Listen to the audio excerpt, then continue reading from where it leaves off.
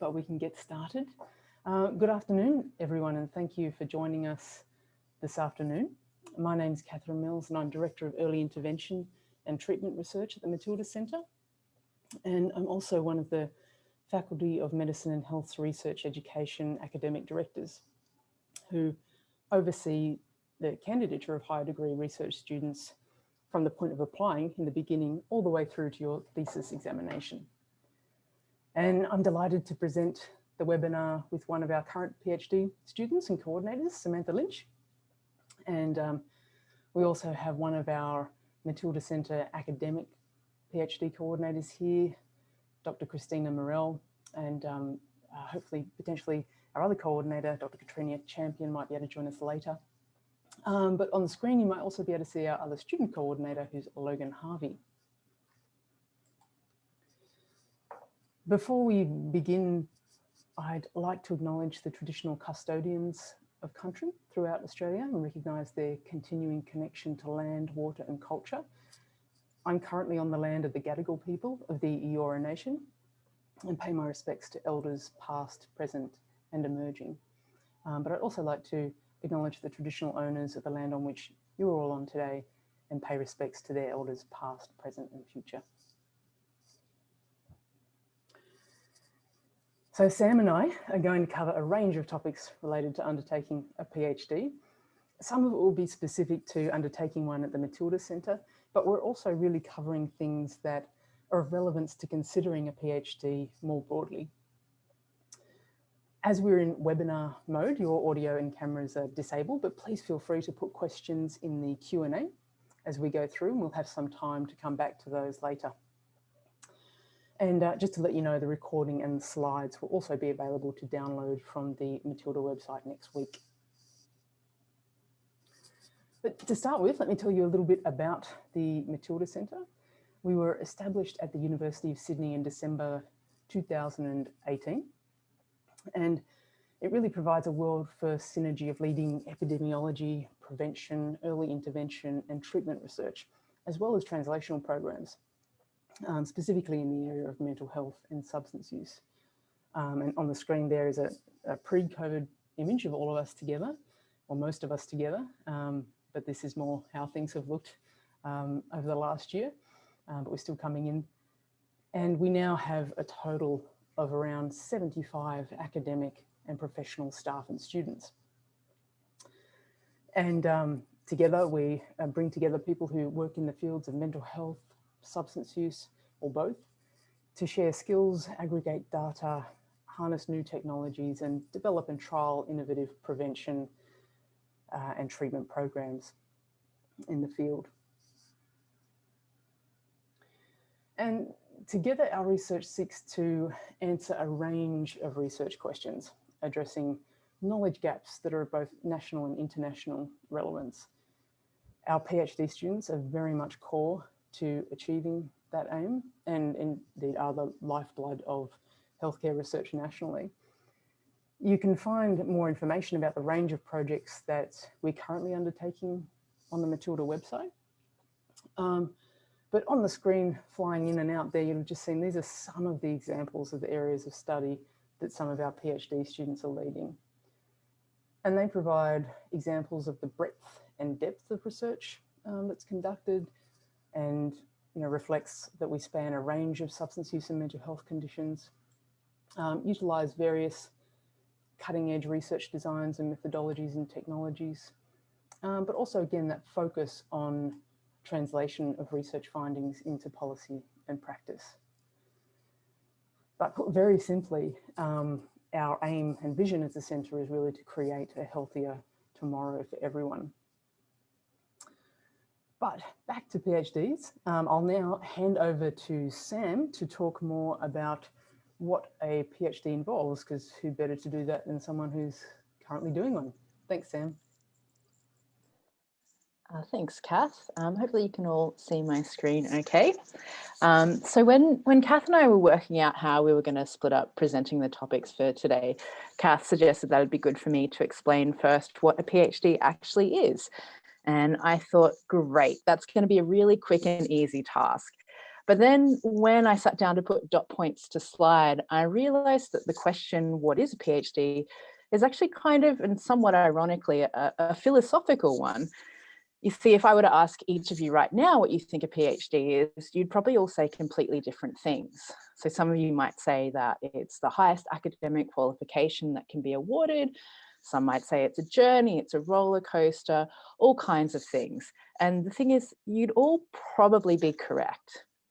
And in fact, when you Google the question, and after you read the Wikipedia page, you'll see that there are a ton of blog posts and pages on university websites and even articles in big academic journals like Nature that are trying to answer this question.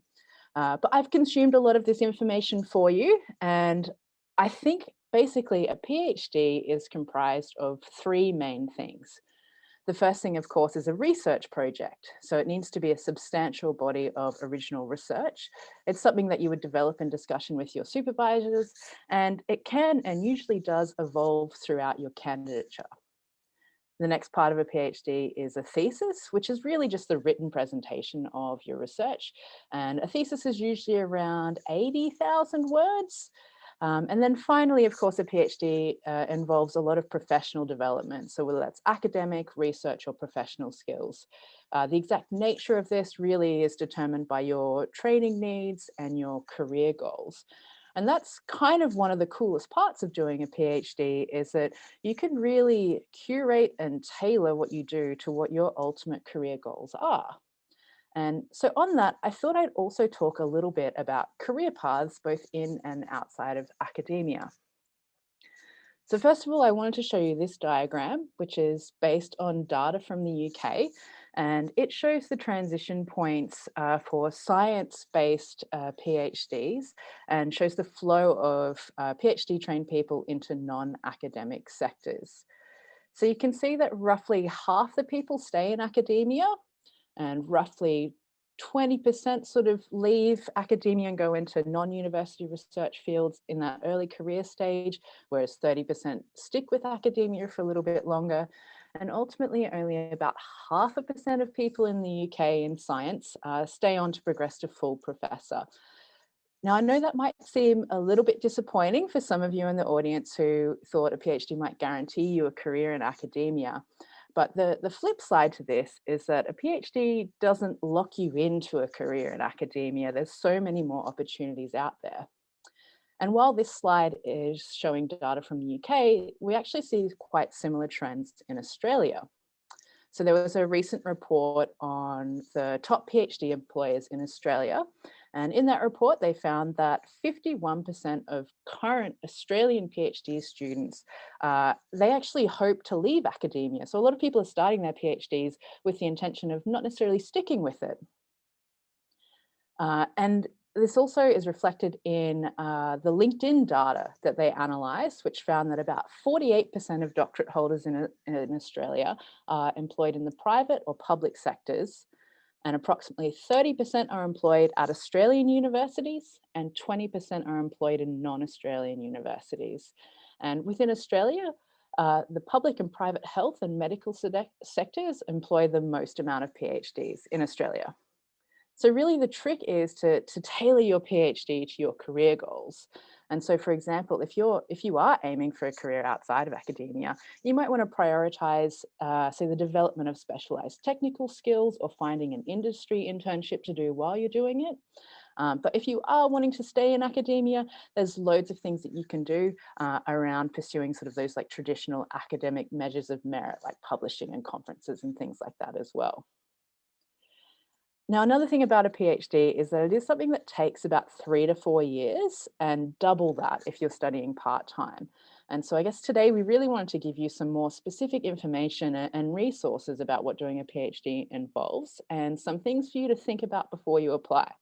So I'd like to hand over to Kath now again, just to discuss some things that you should be thinking about before you start.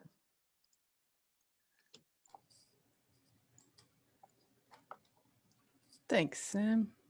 Just find my screen again.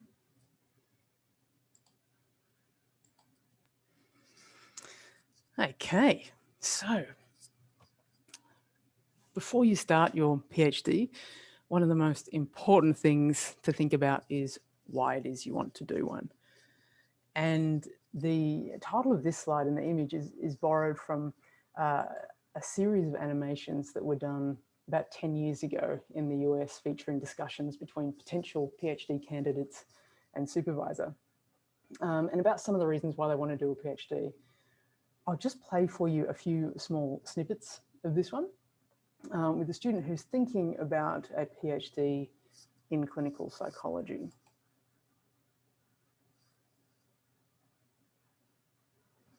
Except it's disappeared. Aha.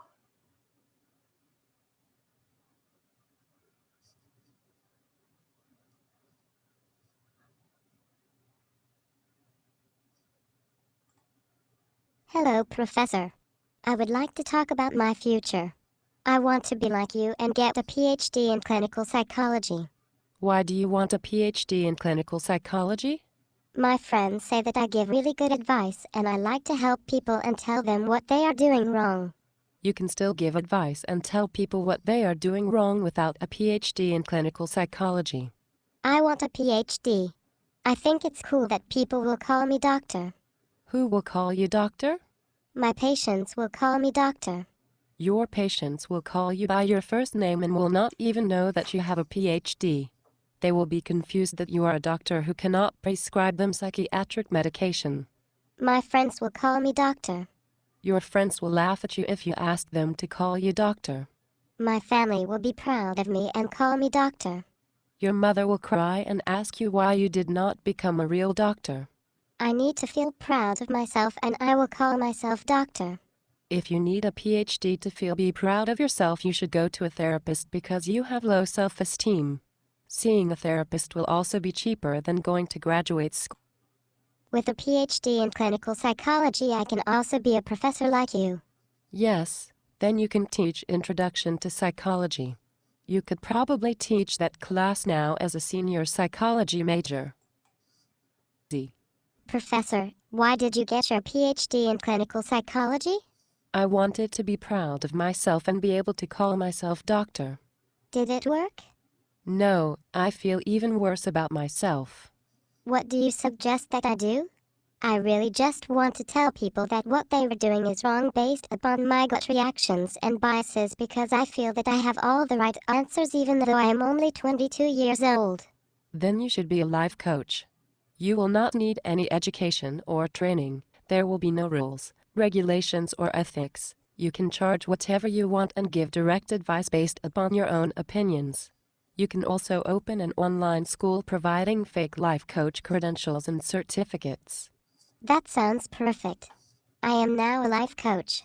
That was really easy. Thank you. You're welcome.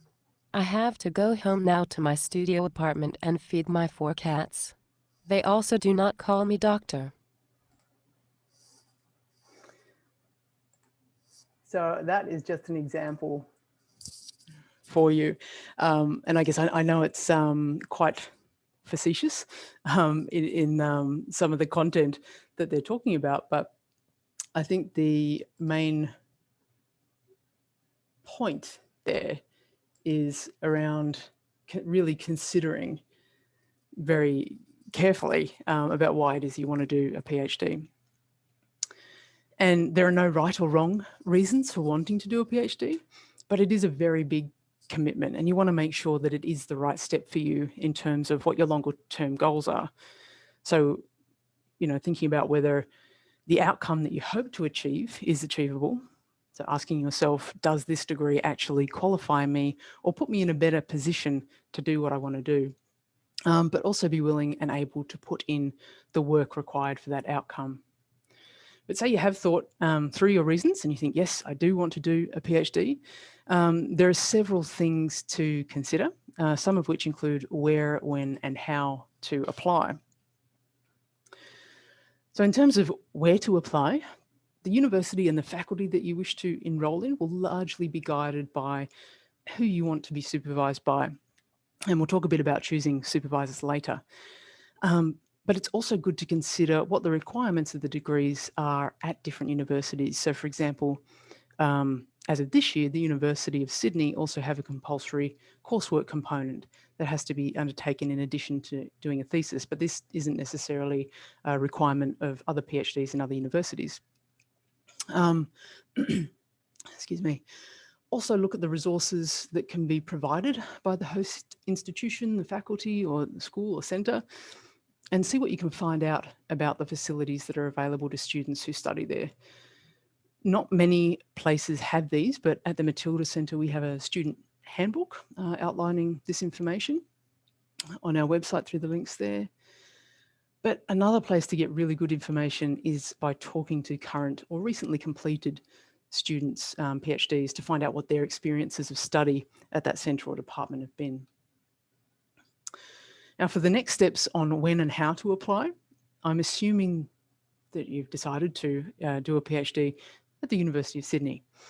It's important to look into the specific details of the university you're applying to, because these, again, do differ. I'll also emphasise that the information here that I talk about is current as of today, but if you're looking to apply further in the future, it's always best to check back in to see what current requirements and processes are. There's a lot of information about the application process on the internet for people who are external to the university, or the intranet for current staff and students. They're the best place to start for most things you're looking for. But overall, applications are open all year round, but the start date for you must align with the beginning of one of the research periods you can see on the screen there. And you generally want to allow around a 6-week turnaround time on your application. So factor that in when you're planning.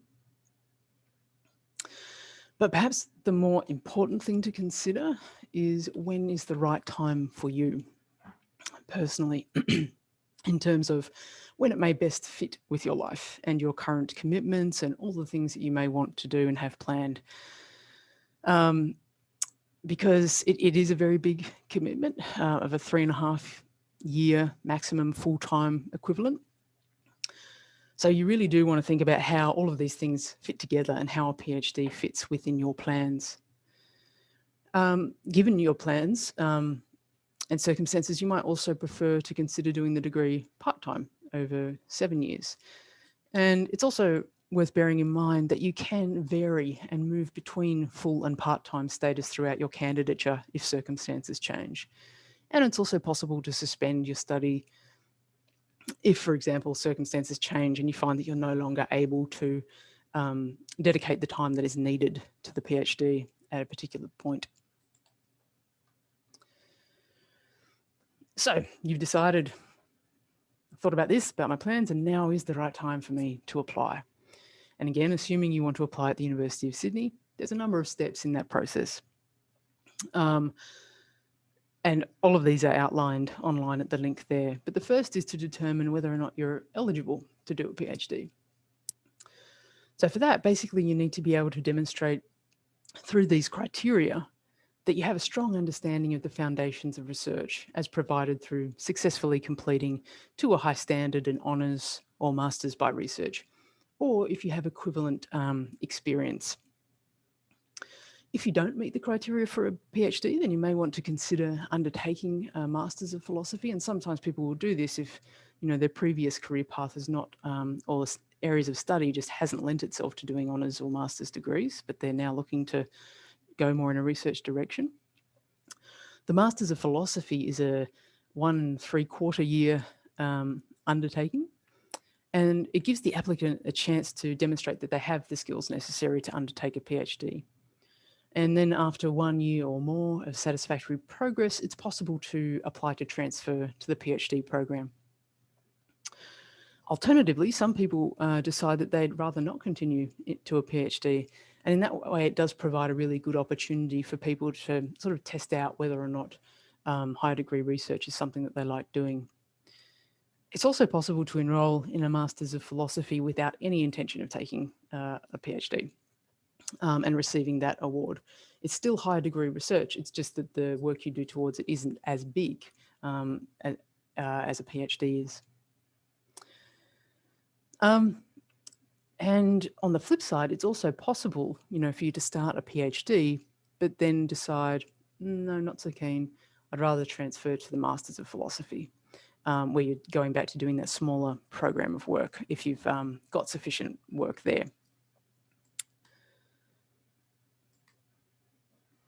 If you do meet the eligibility criteria for a PhD or for a Masters of Philosophy, then the next step is to start working with your proposed supervisor on developing a research proposal.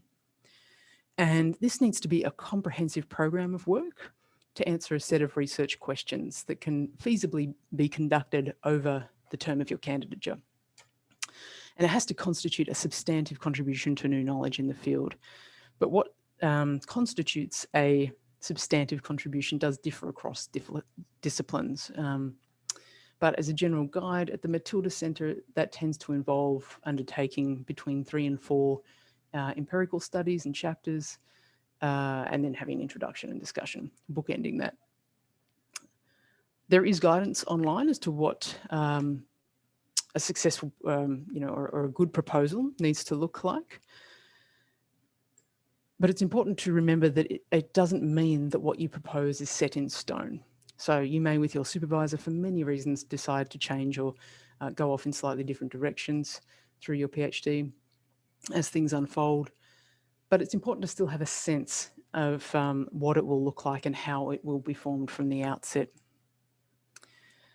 The proposal is something that you very much develop with your supervisor to build a program of work where you can develop the research skills you need to have to be successful in the career that you want after your PhD.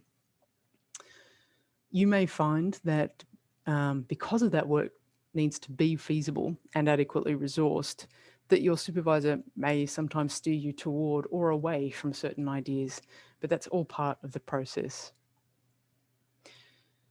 Make sure you do allow, though, enough time to do this, because it does take time to bring a proposal together, and that it certainly varies, but I would allow a minimum of 3 months, but more likely around 6 months to pull a solid proposal together with your supervisor. So how do you find and approach potential supervisors? At the University of Sydney, you have a supervisory team of at least 2 people, and one of those people is nominated as lead. And both of those supervisors have to have undergone training in supervision and be registered as supervisors with the university. Often a person will figure out who it is they want to be their lead or primary supervisor, and then with them decide on the composition of the rest of the supervisory team. And they may be academics from within the centre itself as well that you're in, could be people from faculty or other faculties or even other institutions. My advice, though, as a first step in deciding who to approach is to be guided by the area that you want to study, the skills that might be required, both content expertise and methodological expertise, and consider a mix of senior as well as earlier career researchers to get different perspectives.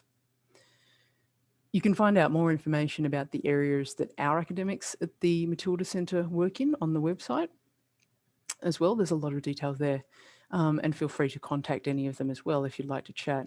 But perhaps, you don't know the area you want to study or the skills that you should be looking for, or even a person's career stage. That's absolutely fine. You may only have some broad ideas, and possible options will be part of the discussions that you have with people. But definitely don't be afraid to approach people and ask for a conversation. It's an opportunity for you and the potential supervisor to see if it might be a good fit. You will be working together for a number of years, so it's better to try and have that right fit from the start. And you can tell or start to get a feeling for that through having multiple conversations with them. And as part of those discussions, I'd suggest talking about what each of your expectations are. For example, about what the roles and responsibilities of student and supervisor are, how often you would be meeting with them, because different supervisors do have different approaches. Also, just important to bear in mind that at the University of Sydney, there is a limit on the number of students a person can supervise, even if they are the right fit for you. So on some occasions, it may be that they don't have the capacity to supervise you, but nonetheless, they might be able to point you in the direction of someone who can. And in this instance as well, in relation to supervisors, it can be really helpful to talk to their current or recently completed students to find out what it's like to work with them. What's their style? How often do they meet with you? How responsive are they to approaches and emails and phone calls? And what other opportunities and supports have they been able to provide their students?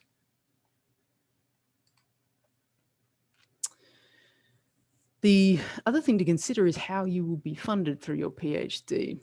So domestic students in Australia don't need to pay tuition fees, but international candidates do have to pay tuition fees. In terms of scholarships, there are some links on the website there. Generally, you should be looking into these and applying about a year out from your proposed commencement date, but some also provide the opportunity to apply in the first year of study. Depending on funding availability, we also offer Matilda Centre scholarships from time to time, and we do actually have some coming up in the very near future. So keep an eye out on the UCID and Matilda websites for those. But stipends really, they tend to be about a fixed amount. The current sort of rate that many adhere to around that $35,000, it's tax-free though, which is used towards a person's living expenses. But sometimes you can find other scholarships that also provide you with some funding for professional development or research costs. But as I said, they are highly competitive. So it's important to consider that if you didn't get a scholarship, would you be in a financial position to do a PhD full time, or, would you perhaps think about continuing to work and doing it part-time instead? Before I hand back to Sam, though, I have talked, and emphasised the hard work that's involved in undertaking a PhD, but I do just want to emphasise as well that a PhD should also be fun, and we do have a lot of that at the Matilda Centre. But I'll hand over to Sam to tell you more about what you should expect during your candidature. Thanks, Sam. Awesome. Thank you, Kath. Yeah, I 100% agree. It is a lot of fun working and doing a PhD at the Matilda Centre. And on that, so I guess the next thing I wanted to talk to you all about is what to expect when you're expecting a PhD. So as I said earlier, a PhD normally takes about 3 or 4 years to complete, and it's broadly comprised of 3 phases, though these phases will often overlap. So early on in your PhD, you'll probably be spending some time refining your proposal, working on a literature review and planning your research that you'll be doing. And you'll also be doing a little bit of writing and maybe some publishing and presenting, depending on how you're tracking. Towards the middle of your PhD, you'll be actually doing the research. So you'll be collecting and analysing data. And of course, you'll probably also be writing, publishing and presenting along the way. And then in the sort of final phase, that's when you're really concentrating on writing your thesis. And again, you'll probably also be writing, publishing and presenting in that phase as well. And at the end of that, hopefully you get a PhD. But to make sure that you're staying on track, the university and the faculty will also set some milestone requirements and also conduct annual progress reviews. So I'll just give you a little bit more information about those things. So milestones are set by the university, and that might be things like compulsory online modules or a writing integrity check, so where you've got to submit a piece of writing to something like Turnitin. The faculty also sets milestones. So these are things like completing a literature review or participating in research training or giving oral presentations. And then finally, you also have to set yourself milestones. And so these will obviously depend on your research and your goals. They're normally milestones that you discuss and agree on with your supervisors, and there'll be a mix of like long and short-term things, and they will most likely change and evolve throughout your candidature. Now, to check that you're meeting all of those requirements and that you're progressing well, the faculty holds annual progress reviews. And really the purpose of these is actually not only to keep you on track, but also to give you an opportunity to discuss any issues that you might be having or get feedback or assistance with your candidature. And really it's only comprised of online progress review report and some supporting documentation, and then an interview with a panel of 2 or more academics, normally only 2 to 3 academics, and only takes about 30 minutes. It is way less scary than it sounds.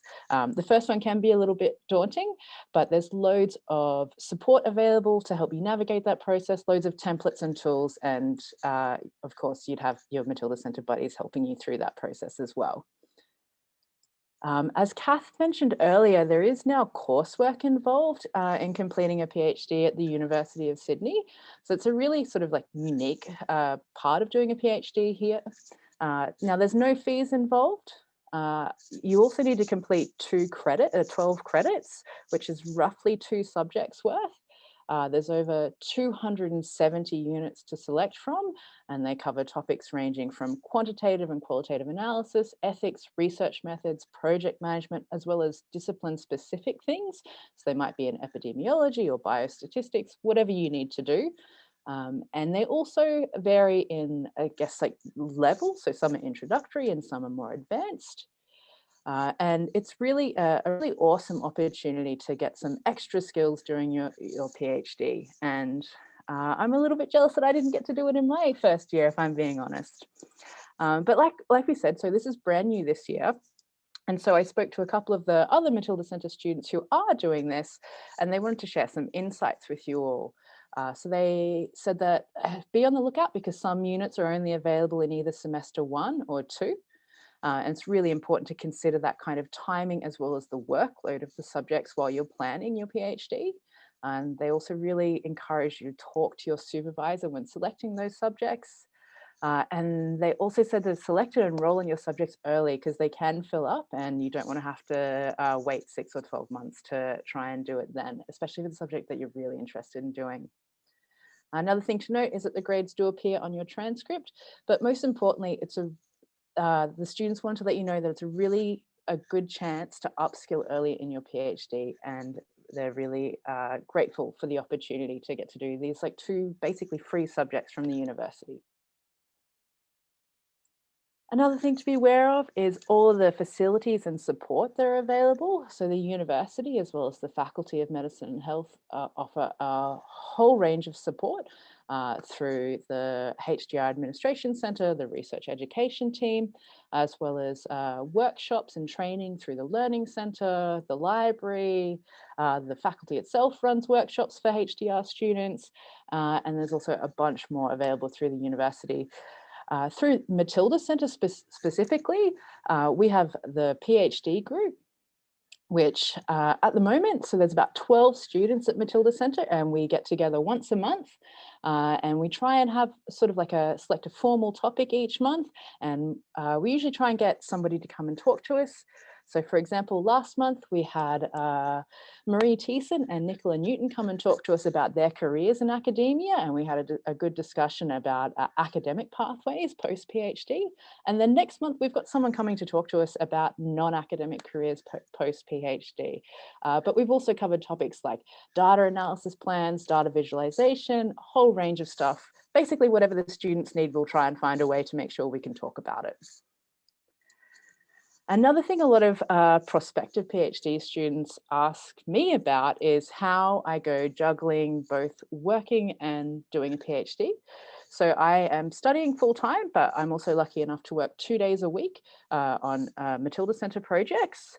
And the tricks that I've kind of learned with sort of juggling full-time study, part-time work is it's really important to treat your PhD like a job.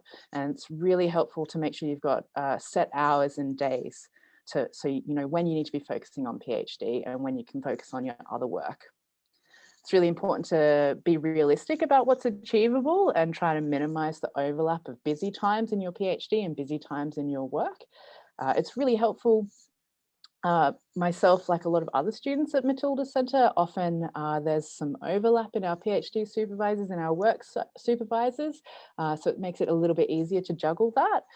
And the other important thing to do is to make sure you're scheduling downtime. It's really important to have a break so you can maintain a certain level of energy and motivation. And also the other bit of advice I often give to people is to just give yourself time to figure out what works best for you. This can take a little bit of a while to figure out because it is quite a big difference to probably what you're used to doing. And before we move on to sort of like open questions, I actually wanted to invite Logan to turn his camera and microphone on. Logan, I was wondering if you could maybe share a little bit about your experience, because you're studying part-time and working full-time. Could you tell us what that's like for you? Yeah, so I'm a clinical psychologist as well. So I came to academia and research from a clinical background. I worked in the New South Wales public sector at the time that I started, and had an interest in research, so decided to pursue it, but also was working, which was a tricky juggle. So I guess for me, a few of the important things were to, I had to be very clear about what I actually wanted to get out of doing a PhD, because that helps you be quite targeted in the opportunities you might pursue and the ones that might not be so useful for you. And I think a big part of that was that I was able to base my PhD in an area that I was really clinically interested in. So being able to find an area of research that overlapped well with my role and my work was really important to me. And then that had a kind of a flow-on effect for me, in that I also was able to work with my organisation to also find a way to build that research into my role at work as well, which not everyone will be able to do, but it's definitely something I'd recommend if you're in a working role at the moment, is to discuss with your workplace what place research might be able to have in your role. So I was able to do that, and initially I was probably spending 2 days a week maybe working on my PhD, and at times that's dropped down to 1 day a week while I've maintained my clinical load. And for me, that just meant I had to be quite specific about when my PhD time was, and make sure that I could balance those things out. But it's definitely been achievable for me, and I think it just takes a little bit of more targeted planning. Awesome, thank you. We might open up to more questions. I actually think that might have answered one of the questions. Yes, we did have a question, and apologies, I'm a bit stuffed up with a cold. I think, is it Sumitra? I'm very sorry if I'm not pronouncing your name right. Had a question about the feasibility of doing a PhD in an area of interest alongside full-time work. Please let us know if that hasn't answered your question, and we can explore it some more. And can I make a comment on it? Oh, sorry. please do. Yeah. No, I was just going to say that it's probably pretty ambitious, and I guess in line with what Sam was saying, that the PhD itself really is a full-time job, and it would be expected that you'd spend about 35 hours a week on that thesis. And the reason for that expectation and that guidance for people is that if you don't spend that much time on it, then you are unlikely to produce a thesis of quality sufficient for the level of PhD by the end of the three and a half years. So, and I guess that comes back to some of the stuff we were talking about earlier about really trying to plan how this will fit into your life. And, you know, in that case, would a part-time option perhaps be better than having a full-time job and full-time clinical load? Thanks, Kath. We also had a question about how you approach a supervisor if you don't know them personally. Is it okay to do that? And how? I can probably share my experience there, because I, as I mentioned, was coming from a clinical background, and so I didn't have any academic links at that point. It was quite a few years after my last study, and so I just essentially started emailing a few people, introducing myself, explaining what I was interested in, and yeah, naturally that kind of led to a few conversations and meetings. And in my experience, people are generally quite receptive. My only advice would be to have a sense of what you're kind of interested in when you have those meetings and initial discussions, and think of particular questions and things you might want to ask them, so you're a little bit prepared. Thanks, Logan. We also had a question about the timing of scholarships. When is the best time, do you think, for people to start looking and applying for scholarships? Is it before they start their PhD, or is it more like doing that in the first year, do you think? I don't know, Kath, if you're able to talk to that one. Yeah. For the most part, people start to apply prior to the start of the PhDs because they want to get funded from the moment they start, so they can put that full-time commitment and have the sort of support of the stipend for their living expenses. But there are some scholarships as well where you can apply still within the first year of study. And, you know, sometimes in that way, you can also demonstrate, you know, some level of progress towards your PhD and feasibility and capacity, and that may help in an application. I wouldn't hold off on applying for an application though. It doesn't hurt to apply, and if you don't get it, apply again in your first year if you wanted to. But it's good to, I think as we mentioned, you know, really plan ahead for the scholarships, because so many of the scholarships do have the application process can be, you know, 6 months to a year prior to when you want to start the PhD. So there's a long lead in there. Thanks, Kath. And we also had a question about the general demographics around our current students, about the age and I guess experience of students, work experience, life experience. I don't know, Sam and Logan, if you want to talk to that, what would you say the current makeup of our cohort is at the moment? Pretty diverse. I think we've got students sort of anywhere from like the mid-20s to mid to late 30s, I think. And varying backgrounds. I think, yeah, mostly psychology backgrounds, although we do have some students with different backgrounds that have sort of transitioned into a PhD in mental health and substance use. And yeah, varying degrees of life experience. So I think I worked for about 8 years or so between my honours year and when I started my PhD. Other people might go straight in, although most people take a year or two off between finishing honours and starting a PhD. And I think we definitely have a mix of people who are sort of a second career as well, maybe have done other things and come to research and academia later, and varied clinical backgrounds as well. Yeah. Yeah, I don't think there's a rule with us, is there? No, a good and diverse group. Yours is your PhD was criminology, wasn't it, Chris? It was, and now very different. That was more than 10 years ago. If you just for a note on the kind of area, if you were to do a PhD as well, you would, through the Matilda Centre, you would be through the Faculty of Medicine and Health. So what you come out with at the end is a PhD in medicine and health, not a PhD in psychology, even though a lot of the work we do does revolve around psychological research. And just following on from that, Kath, it's a question about whether any university offers fully funded scholarships. Fully, yeah, there's the research training scholarships that are provided by the Australian government, but they do those through the universities.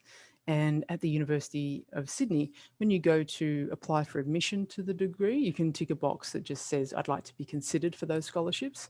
And that's across all areas of research, humanities, science, medicine, and you get assessed for those through the university. And then various faculties have their own scholarships as well that they might be offering at different times. A lot of the time that is very dependent on what funding is available at the time. So it's important, you know, probably to talk to the postgrad or high degree research coordinators in those areas if you'd like to know a bit more about what might be coming up in that space. But a lot of PhD students as well get external scholarships. So they'll go to places like the National Health and Medical Research Council that has every year, you know, it's competitive, but applications that people put in, Rotary Health as well. But on some of the slides that I've put out, and will be in the handouts that you can get later if you like, there are the links to the scholarship pages on the website, and that can take you through all the variety of scholarships that are available, and you can sort of see will or won't this one be appropriate for what I want to do. Thanks, Kath. Sorry, I'm just looking through the questions and seeing where I'm up to. We've had a question about how can people take breaks during their PhD? What would the process be? Again, sorry, I'm going to divert this one to Kath. Sure. Most students would have a normal, sort of holiday as you would in a full-time job during your year. And a lot of scholarships also allow for that you can have sort of up to 4 weeks holiday a year. But if you were to take a larger amount of time off, or, you wanted to stop or pause your candidature for a little bit of time because you can't work on it, at the University of Sydney, you just need to apply for a suspension online through the candidature management system. And then that would go through to a person like myself to look at it and just approve. Thanks, Kath. We've had a question about what it means, what does relevant research experience in regards to applying for a PhD program mean? Good question. That's a good question. Yeah, and it's hard to, it really is a case-by-case sort of assessment of what people have done. But for example, we may have many people from clinical backgrounds who have not, because of the nature of their undergraduate degree, haven't had the opportunity to do an honours component or a research component to their degree. But once they went into clinical practice, they happened to be involved in research projects that were being conducted and trials. They may be co-authors on papers and things like that. So we can see from their publication lists and what they've contributed to those that they have developed some of the skills necessary, the base level skills that you'd be expected to have upon entry into the program. But it does vary, and that's why we just ask people to put forward their case for what experience they have had in research, and then assess that in terms of do they probably have enough? And that can also be a conversation with people as well. Like if you're not sure about that, either talk to the potential person you're thinking of supervising you about it, or you can talk to here it's research education academic directors, but other universities, they might be called postgraduate coordinators. And they could just have a quick look at your CV and give you some advice about whether or not they think you might need to fill in some gaps, or whether or not they think it's okay for you to put it in as is. Thank you. An interesting question. How would you go about, or how do you think people should go about choosing a university? A question about whether we should be thinking about the same state. So this has come from somebody in Victoria or a different state.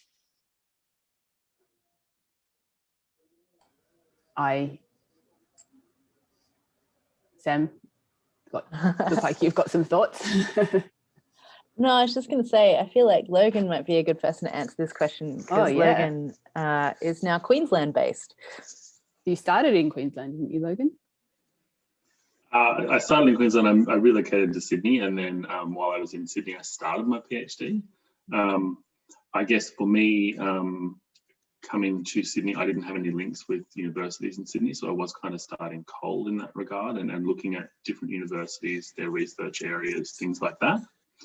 The one thing I would say though was that it was very helpful and very important for me to be able to be on site and have that close link with the university in my first year.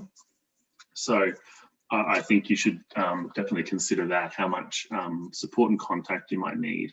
Now that I'm further progressed, I'm kind of studying from by a distance and things like that, which is working well for me now. But in terms of establishing, it was very helpful to be located with the university.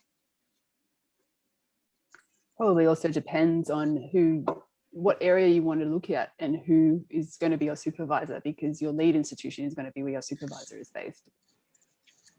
Yeah, definitely. Yeah, and I kind of think, and yeah, I would agree that would be the primary, like in choosing a university, is who is it that you want to be linked in with, if possible. But also can't really overemphasize how important that collegial environment and peer support as well can be to making it a good experience, but also a really intellectually stimulating experience, that you're surrounded by essentially people doing lots of different research, getting different ideas from different people, if you're physically present, it's easier to take advantage of opportunities that might pop up for things as well. But, you know, we certainly do have at the Matilda, like Logan and a couple of other people who have done things more remotely, but it's a bit of a different experience, I guess. And like you were saying, Logan, it's easier if you at least have had that initial phase of face-to-face contact with the group. A question about, and maybe this was one for you, Logan, how were you able, because you have a psychology background, how did you choose between pursuing research or clinical work? Yeah, and, sorry. And what have you gained, or what are you gaining from doing a PhD? What do you hope to gain? So I'm probably a little bit greedy, and then I'm trying to have the best of both worlds, which I think is achievable. I had a clinical start to my career, definitely. And I had an interest in research, definitely. And through my clinical work, I had lots of kind of like research ideas that were coming up, things that I was interested in the work that I was doing with clients, the treatments we were using, things like that. So for me, it was kind of that pursuit that led me to then circle back to research. And I managed to kind of link that quite closely with my work, so that I was doing research about the clinical work that I was doing, which made it really useful. And that's really helped me develop my knowledge in the area that I'm researching a lot. And that has definitely supported my clinical work. It will just depend on kind of what you would like to get out of it. I think if you're interested in developing treatments and changing the way treatment happens, then a research background is hugely valuable, whether you're a clinician or not. So I definitely encourage clinicians to do that, because it just adds an extra element to the work that you can offer. Awesome, thank you. Kath, we've got a question here that I think relates to one of your earlier slides. If you want to, maybe, if you're able to pull up the slide you had about some of the projects that are happening at the centre. I know that's PhD projects though. Maybe this question is asking about broader projects, I'm not sure. The question is about what are the projects that are happening at the centre, and what are the areas that the centre is interested in getting into? Yeah, and it's really hard to summarize all of those things, because we have very broad programs of work, and don't really want to limit what we do either. It's, you know, just because we don't do something now doesn't mean that we wouldn't be open to doing something down the track, or introducing new ideas. But by way of example, we have a range of epidemiological studies that are often based on larger scale Australian population data, or even international data that collected on mental health and substance use, and looking at things like patterns of disease and risk factors for disease, but also things that are far more, you know, even come before that step, about how do you actually classify mental health and substance use disorders as well, and are our current classification systems working in the way that is actually clinically relevant. We also have cohort studies, like long-term follow-up. For example, at the moment, we're conducting a 20-year follow-up of people with heroin dependence, looking at their treatment outcomes as well as their physical health. Treatment trials, new treatments for integrated treatment of PTSD and substance use, anxiety and substance use. Previously, we've looked at depression as well. Prevention trials, a lot of school-based trials with some really fun online cartoon interventions for students, and they're very far-reaching and in different ways, not just in terms of substance use, but also in terms of having a healthier lifestyle more broadly. And our translational programs of work are geared at the general population, young people, students, teachers, parents, clinicians across various fields as well. And we also do a lot of work, sort of commissioned work for government as well, in particular areas of policy that people might be interested in. So I know I haven't given it justice there, because there is so much, but yeah, please have a look at the website and feel free to get in touch with any of the people that are listed against it to find out more information too. That leads us nicely to the next question, actually. And I'm sorry, we might not have time to get through the remaining ones, but we'll do our best. And if we don't, please feel free to get in touch with any of us with any remaining questions. Is it necessary to contact a potential supervisor in my area of interests and then go down the line of a research expert? I'm wondering whether that question might relate to that, for example, on the internet side, I think you can click on something that says find an expert. Right, okay. Not sure though, so please let me know if I'm off track. But generally, I would suggest go directly to a potential supervisor first. That's the best way to start developing those connections and discussions. The find an expert though might give you suggestions of other people who maybe you hadn't thought of in a field. But generally try and have a look and see, you know, who's publishing in the area, whose work are you interested in that's being conducted, and start from there and see how you go, if it's the right fit. Awesome, thank you. A question about whether if you do not have research experience, would a research master's degree be a good place to start? Absolutely, absolutely, yep. The Masters of Philosophy is sort of designed exactly for that reason, to upskill and to give you the taste of not just the basic research experience, but also a taste of what a thesis is going to look like. And as I said, if you find you're doing well, you're making good progress and you want to do more, then you might be able to transfer into the PhD as well. Excellent, okay. And maybe this might be our last question. Mm-hmm. How would you say that the process is different for international candidates who have an undergraduate degree from Australia, if it is? As in, sorry, a person who's based overseas? I think so. Yes, so I'm guessing an international candidate would be somebody who's currently overseas, an international student, but they've got their undergrad degree in Australia. Yeah, I mean, it probably wouldn't. It's different to if you're a Australian resident or Australian citizen, and you can apply domestically, and that's when you don't need to pay your tuition fees.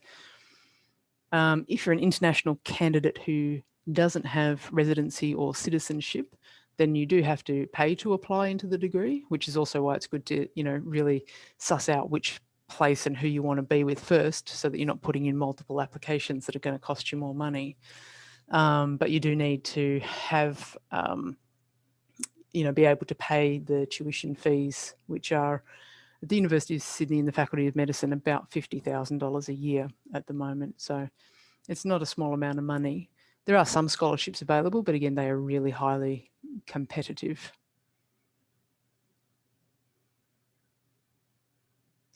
I see there's a question there, so I'll just answer it quickly, about are the University of Sydney currently accepting international students at the moment? That's a really good question, and I would have to get back to you on that one, because it has been there had been a pause for a time on international PhD candidates and related to visa conditions and when a person might be able to come. But very happy to chat with you further if you would like to.